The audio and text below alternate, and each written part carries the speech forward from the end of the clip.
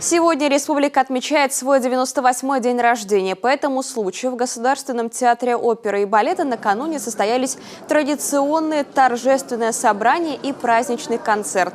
Участники и гости – это почетные граждане, заслуженные работники региона, ветераны, представители общественных организаций и национальных автономий. То есть все те, кто ежедневно вносит свой вклад в развитие региона.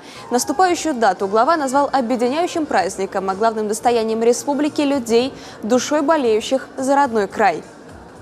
Я верю, что, несмотря на имеющиеся трудности, республика к столетнему юбилею подойдет совершенно в ином облике, с иным качеством жизни.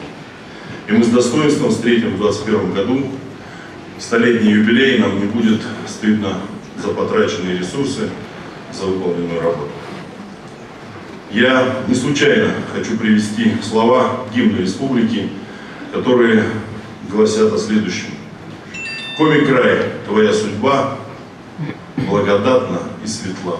Я хочу, чтобы это было навязчивой идеей каждого, чтобы это не просто были слова гимна, а это был смысл жизни всех живущих сегодня и будущих поколений.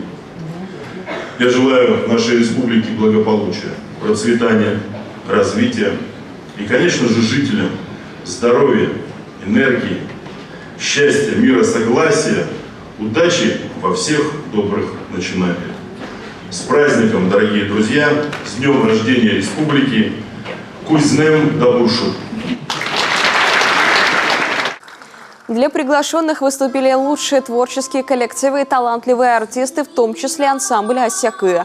Основные же праздничные мероприятия по случаю 98-й годовщины образования пройдут во всех городах и районах сегодня.